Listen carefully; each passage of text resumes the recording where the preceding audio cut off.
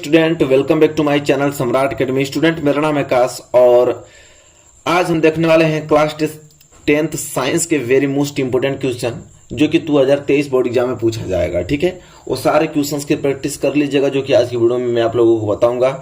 वो सारे महत्वपूर्ण प्रश्न हैं जो आपको इस बार देखने को मिलेगा 2023 बोर्ड एग्जाम में। एक एक प्रश्न की मैं अच्छे से डिटेल में डिस्कस करने वाला हूं, उन्हीं प्रश्नों पे आप लोगों को फोकस करके जाना है। चलिए वीडियो स्टार्ट करते हैं। वीडियो स्टार्ट करने से पहले लाइक नहीं किया तो लाइक कर दीजिए और चैनल पर नए हैं तो चैनल को सब्सक्राइब कर दीजिए। चलिए चलते हैं क्वेश्चन नंबर पहले की तरफ। चलिए देखते हैं पहला प्रश्न। देखिए पहला प्रश्न जो है ना काफी महत्वपूर्ण प्रश्न है। इस प्रश्न को आपको किसी कीमत पे तैयार करना है। प्रश्न यह है कि रेडॉक्स अभिक्रिया किसे कहते हैं, उदाहरण देकर स्पष्ट करो। अब हमसे पूछा है रेडॉक्स अभिक्रिया किसे कहते हैं, उदाहरण देकर स्पष्ट करो। बहुत ज्यादा इंपॉर्टेंट क्वेश्चन है।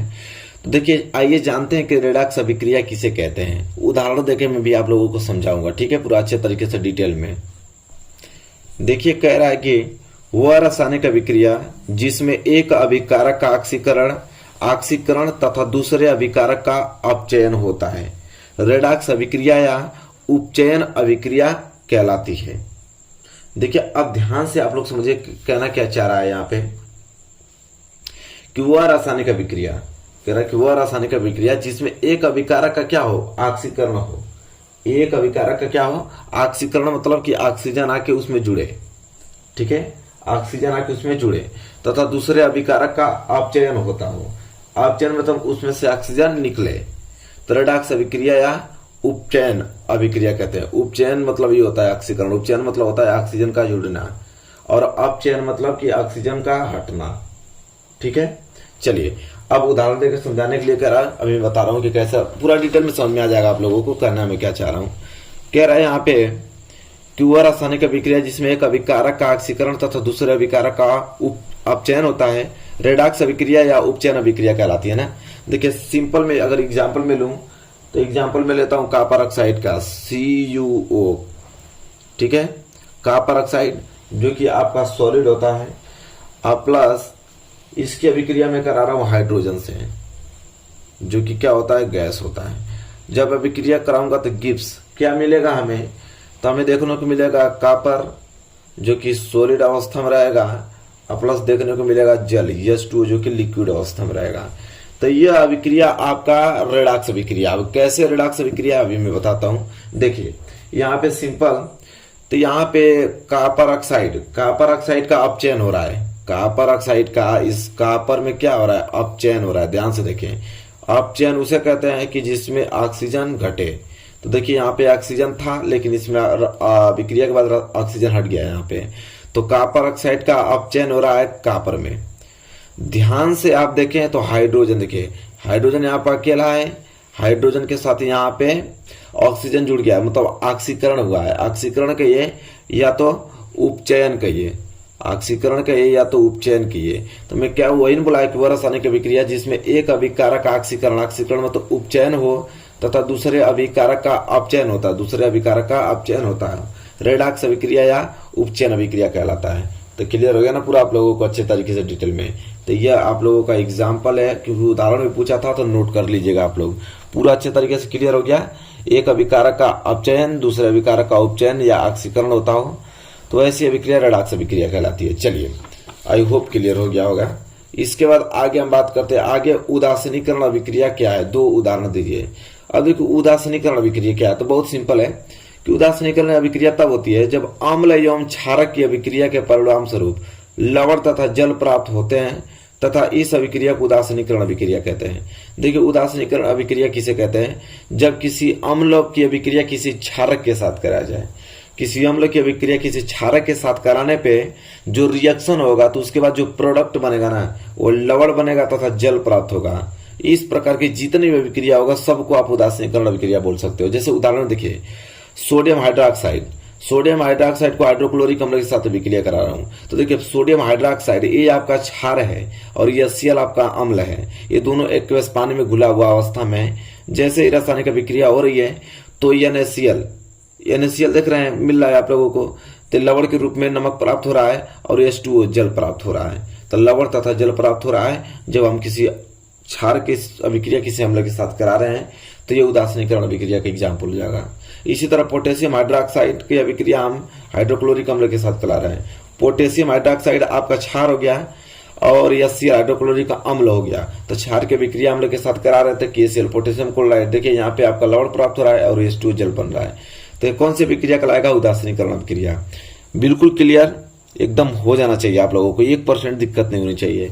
तो वहां पे रेडॉक्स अभिक्रिया भी समझ में आ गया, यहाँ पे उदासीनीकरण अभिक्रिया भी समझ में आ गया, दोनों चीज आपको क्लियर होनी चाहिए। चलिए आगे हम बात करें तो अगला प्रश्न देखने को आपको यह मिलेगा कि पौधे सजीव होते हैं क्यों, स्पष्ट कीजिए। कह रहे जो पौधा होता है ना वो सजीव होता है। हम लोग भी जानते हैं कि जो पौधे होते हैं ना वो सजीव होते हैं, तो क्यों सजीव होते हैं स्पष्ट करना, कारण बताइए क्यों सजीव होते हैं, क्या कारण होता है उनमें। तो देखिए सिंपल जवाब देंगे कि पौधे में मनुष्य की तरह ही ऑक्सीजन लेने एवं कार्बन डाइऑक्साइड छोड़ने की क्षमता होती है। पौधे मनुष्य की तरह ही प्रकाश संश्लेषण के माध्यम से अपने भोजन का निर्माण करते हैं जो उनकी वृद्धि में सहायक होता है। इस कारण हम कह सकते हैं कि पौधे जो सजीव होते हैं। देखिए जैसे हम सजीव हैं तो सजीव होने का क्या मतलब है? सजीव मतलब यह है कि आप ऑक्सीजन ले रहे हैं और कार्बन डाइऑक्साइड छोड़ रहे हैं तो उससे जी रहे हैं, जीने के साथ साथ अपना काम करके भोजन प्राप्त कर रहे हैं। सेम उसी प्रकार जो पौधे होते हैं ना, तो पौधे में भी मनुष्य की तरह ही ऑक्सीजन लेने एवं कार्बन डाइऑक्साइड छोड़ने की क्षमता होती है।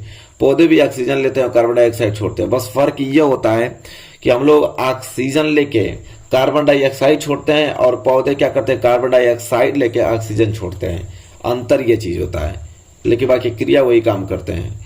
और जैसे हम लोग भोजन खाने के लिए मेहनत करते हैं, उसी प्रकार जो पौधे हैं ना वो मनुष्य के ही तरह, हमारे तरह ही किसके कारण, प्रकाश संश्लेषण के माध्यम से अपना भोजन का निर्माण करते हैं। मतलब सूर्य से प्रकाश संश्लेषण करके सूर्य से अपनी भोजन को प्राप्त करते हैं प्रक्रिया कर जो उनकी वृद्धि में क्या होता है, सहायक होता है।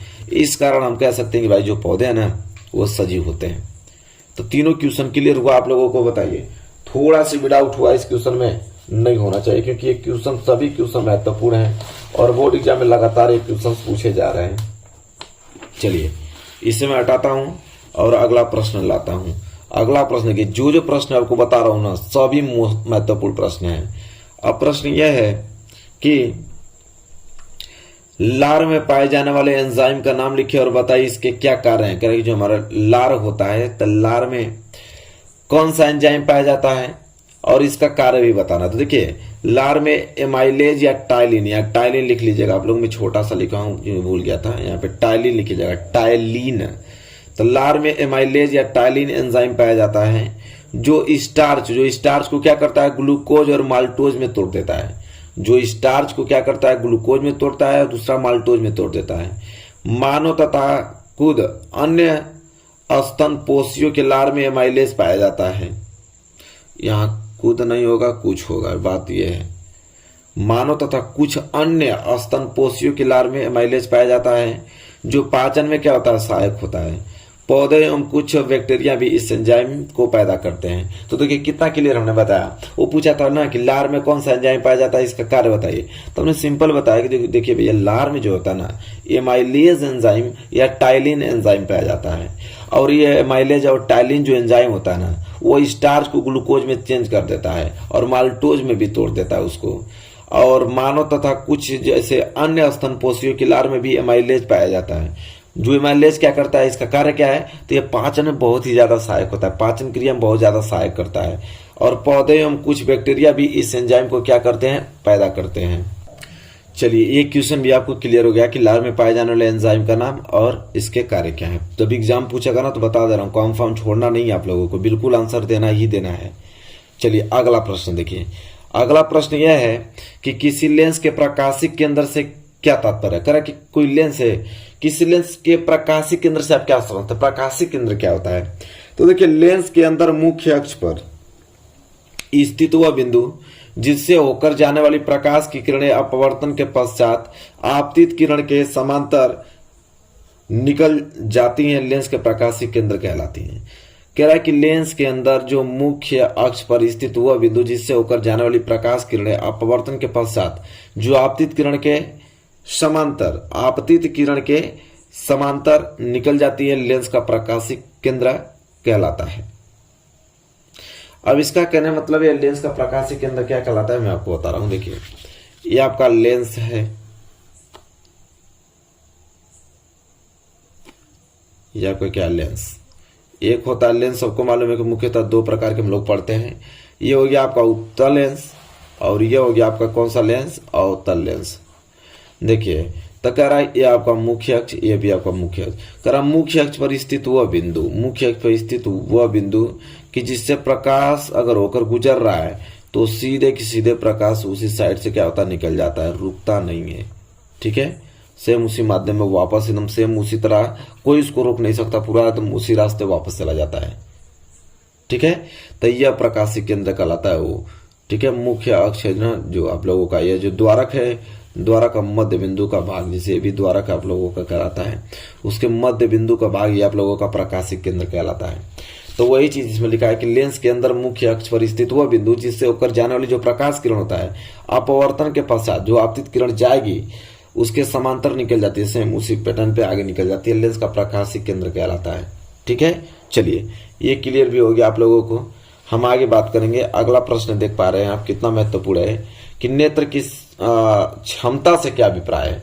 जो हमारा आंख है, आंख में क्षमता होता है, समंजन क्षमता, उससे क्या अभिप्राय करा कि नेत्र की समंजन क्षमता से क्या अभिप्राय है। तो आइए जानते हैं कि नेत्र की समंजन क्षमता क्या होती है। तो कह रहा है कि नेत्र की वह क्षमता जिसके कारण वह अपनी फोकस दूरी को समायोजित करके निकट तथा दूरस्थ वस्तुओं को फोकसित कर लेता है, नेत्र की समंजन क्षमता कहलाती है।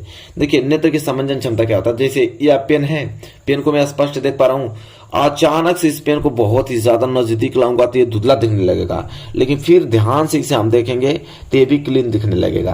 तो ये किसके कारण हो रहा है, हमारे नेत्र की क्षमता के कारण। जैसे जैसे ये नजदीक आ रहा है, मैं अपने आंख को बड़ा करके देख रहा हूं, आंख को इस तरह नजदीक आएगा तो आंख हम लोग अचानक सिकुड़ देते हैं, आंख को सिकुड़ के ध्यान से देखते हैं कि क्या वस्तु है, तो स्पष्ट दिखाई देती है। इसी तरह कोई वस्तु दूर चली जाती है तो हम लोग आंख बड़ा करके देखते हैं उसको क्या चीज दिखाई दे रहा है। तो आंख का छोटा करना, आंख का बड़ा करके किसी वस्तु को स्पष्ट देखना, ठीक है, ये आपकी समंजन क्षमता कहलाता है। वही चीज तो लिखा है यहाँ पे कि नेत्र की वह क्षमता जिसके कारण वो अपनी फोकस दूरी को क्या करता है, समायोजित करके, कभी कम कर कभी वैसी कर निकट और दूर वस्तुओं को फोकसित कर लेता है, और नेत्र की समंजन क्षमता कहलाता है। तो नेत्र की समंजन क्षमता के कारण ही हम किसी दूर वस्तु को हम स्पष्ट देख पाते हैं, ज्यादा निकट वस्तु को भी स्पष्ट हम देख पाते हैं, और नेत्र की समंजन क्षमता पे डिपेंड करता है। ठीक है, उसके कारण ही देख पाते हैं स्पष्ट। चलिए आगे हम बात करते हैं। अगला है अमीटर का क्या कार्य है। अगला प्रश्न है कि अमीटर का क्या कार्य है, इससे परिपथ में किस प्रकार जोड़ते हैं। तो देखिए कह रहा है अमीटर जो होता है, देखिए ध्यान समझिए, कह रहा है कि अमीटर जो होता है ना, परिपथ में धारा मापने तथा वोल्ट मीटर परिपथ के सिरे के बीच विभवांतर मापने के लिए प्रयुक्त किए जाते हैं। विद्युत परिपथ में अमीटर को श्रेणी क्रम में तथा वोल्ट मीटर को समांतर क्रम में लगाया जाता है। इसके कहने का मतलब है कि अमीटर जो होता है परिपथ में धारा मापने के लिए लगाया जाता है। एक होता है वोल्ट मीटर परिपथ के सिरों के बीच विभवांतर मापने के लिए प्रयुक्त किया जाते हैं। विद्युत परिपथ में अमीटर को श्रेणी क्रम में तथा वोल्ट मीटर को समांतर क्रम में जोड़ा जाता है। जैसे मैं एक परिपथ विद्युत परिपथ बनाऊं, तो विद्युत परिपथ अगर मैं बना रहा हूं तो यहाँ पे अमीटर को मैं श्रेणी क्रम में जोड़ूंगा, यही अमीटर होता है। ठीक है, अगर वोल्ट मीटर की बात करूं तो वोल्ट मीटर में यहाँ जोड़ता हूं समांतर क्रम में वोल्ट मीटर, और इसके बाद यहाँ पे अपना बैटरी वगैरह में जोड़ लूंगा, यहाँ पे बल्ब वगैरह लगा दूंगा, यहाँ पे हो सके तो एक कुंजी लगा दूंगा। एक मैं परिपथ बताया हूँ, तो परिपथ में देखिए यही आपका अमीटर है। तो अमीटर हम लोग हमेशा श्रेणी क्रम में लगाते हैं इस तरफ, ठीक है, और ये आपको विद्युत धारा मापने के लिए लगाया जाता है। अब वोल्ट मीटर क्या होता है, जैसे बिंदु कोई यहाँ पे ए है और ये बिंदु बी है, तो बी से लेके ए तक उनके बीच विभवांतर नापने के लिए हम लोग वोल्ट मीटर का प्रयोग करते हैं, जिसे हम समांतर क्रम में लगाते हैं। ये बात याद रखिएगा, यही चीज हमसे पूछा है यहाँ पे और कुछ नहीं। तो दोनों चीज क्लियर हो रही है ना, सातवां प्रश्न भी क्लियर हो गया, इसे नोट कर लीजिए तुरंत। ठीक है, पूरा अच्छे तरीके से क्लियर हो गया होगा। फिर अगले प्रश्न की तरफ बढ़ेंगे ना, अगला प्रश्न भी बहुत ज्यादा, ये तो बहुत ज्यादा इंपॉर्टेंट है भाई। ठीक है, तो हमेशा पूछता रहता है कि ओम का नियम लिखिए। अब ओम का नियम है क्या, उसको जानने का प्रयास करते हैं। ओम का नियम क्या है, तो हेडिंग पहले डालिएगा ओम का नियम, फिर लिखिएगा कि ओम के नियम के अनुसार जब भौतिक अवस्थाएं जैसे ताप हुआ, ताप को क्या कर दिया जाए, कांस्टेंट कर दिया जाए, ताप समान रहे, तो किसी चालक में प्रवाहित होने वाली धारा उसके सिरों के बीच विभवांतर के समानुपाती होता है। समानुपाती कहिए, अनुक्रमानुपाती कहिए, एक ही बात होता है। मैं आपको समझाने की कोशिश कर रहा हूं थोड़ा सा। क्या बोल रहा है कि ओम के नियम के अनुसार जब भौतिक अवस्था कोई ताप को, जैसे ताप हुआ भौतिक अवस्था ताप, उसको समान रखे तो किसी चालक में प्रवाहित होने वाली जो धारा होगी उसके सिरों के बीच विभवांतर के समानुपाती होगी। मतलब कह रहा है जैसे जैसे आपका विभवांतर बढ़ता जाएगा धारा भी सेम वैसे बढ़ती जाएगी, और जैसे जैसे विभवांतर कम होगा तो धारा भी वैसे कम होगी अगर ताप को कांस्टेंट कर दिया जाए, ताप अगर समान रहे तो वही चीज आगे यहाँ पे लिखा गया है कि यदि किसी चालक के सिरों पर लगा विभवांतर V से डिनोट करूं तथा उसमें बहने वाली धारा को अगर I हो तो जो विभवांतर होगा ना वो समानुपाती होगा धारा के। ठीक है, विभवांतर समानुपाती धारा के, चाहे विभवांतर अनुक्रमानुपाती होगा धारा के। मतलब जिस प्रकार विभवांतर बढ़ेगा धारा भी बढ़ती जाएगी। तो इसको मैं विभवांतर को V से डिनोट करता हूँ, धारा को I से, तो V समानुपाती I। तो V बराबर समानुपाती का चिन्ह हटाने के लिए कोई स्थिरांक लिखना पड़ेगा, तो यहाँ पे स्थिरांक ले लेते हैं गुणे I। इस स्थिरांक को चालक का प्रतिरोध करते हैं, जो स्थिरांक मैं यहाँ पे ले रहा हूँ इस स्थिरांक को हम चालक का प्रतिरोध करते हैं। प्रतिरोध क्या करता है, किसी स्पीड को स्लो करता है, ठीक है, रोकता है उसको। तो यदि प्रतिरोध, अगर मैं प्रतिरोध जो स्थिरांक है, स्थिरांक को मैंने प्रतिरोध माना है, प्रतिरोध को अगर मैं R से डिनोट करूं तो फॉर्मूला बन जाएगा V बराबर R गुणे I। यहां से अगर मैं प्रतिरोध निकालना चाहूं तो हो जाएगा V बटे I, विभवांतर बटे धारा। ठीक है, तो यहां से फार्मूला भी हमारा निर्माण हो जाता है। लेकिन हालांकि ओम का नियम यही कहता है कि भाई अगर ताप को कांस्टेंट कर दिया जाए तो यहाँ पे किसी चालक में बहने वाली जो धारा होगी वो उनके दो सिरों के बीच विभवांतर के समानुपाती होगी। धारा बढ़ेगी तो विभवांतर भी बढ़ेगा, बात यह है। तो विभवांतर समानुपाती धारा V समानुपाती I। बस यहाँ पे समानुपाती को हटाने के लिए मैं एक स्थिरांक ले लिया हूं, तो स्थिरांक को हम प्रतिरोध कहते हैं। प्रतिरोध को हमने जैसे R से डिनोट किया तो V बराबर R इंटू I बन गया, और यहाँ से R बराबर V बटे I निकल गया। क्लियर है ना आप लोग, कोई दिक्कत नहीं होना चाहिए। चलिए, ओम का नियम भी आप लोगों को समझ में आ गया। इतना ही आपको ओम के नियम में लिखना है, अब पूरा का पूरा डिटेल में नंबर मिल जाएगा आप लोगों को, जितना नंबर कराएगा।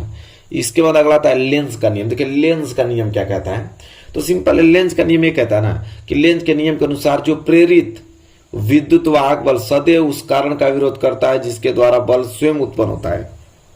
कह रहा है कि लेंस का नियम ये कहता है कि जो प्रेरित विद्युत वाहक बल होता है ना, प्रेरित विद्युत वाहक बल, वो हमेशा उस कारण का विरोध करेगा जिसके द्वारा जो बल है ना वो स्वयं उत्पन्न होता है। जिसके द्वारा बल अगर स्वयं उत्पन्न होता है ना, तो प्रेरित विद्युत जो वाहक बल है वो सदैव उसका क्या करेगा, विरोध करेगा। ये ही नियम आपका लेंस का नियम कहलाता है। ठीक है, यही नियम आपका लेंस का नियम कहलाता है। सिंपल वे में मैं आप लोगों को छोटे से मैं लिख के बताया हूं। क्लियर हो गया आप लोगों का लेंस का नियम किसे कहते हैं, क्लियर हो जाना चाहिए बिल्कुल। अगला प्रश्न देखिए, बहुत ज्यादा सिंपल है, 2 नंबर के लिए प्रश्न पूछा जाता है। प्रश्न यह है कि एक समान चुंबकीय क्षेत्र में स्थित धारावाही चालक पर लगने वाले बल का सूत्र लिखिए। कह रहा कि एक समान चुंबकीय क्षेत्र में अगर स्थित धारावाही चालक पर लगने वाले बल का सूत्र क्या होता है, तो यह बराबर BIL साइन थीटा होता है। यह बराबर BIL साइन थीटा होता है। यह फॉर्मूला आपको याद होना चाहिए। अकेले 2 नंबर के लिए पूछेगा ना कि एक समान चुंबकीय क्षेत्र में स्थित धारावाही चालक पर लगने वाले बल का सूत्र ज्ञात कीजिए, तो सिंपल है बराबर BIL साइन थीटा लिख देंगे ना, आपको पूरा का पूरा नंबर 2 नंबर मिल जाएगा। इस पे क्वेश्चन भी आते हैं, वो सारे न्यूमेरिकल में मैं कराऊंगा आप लोगों को।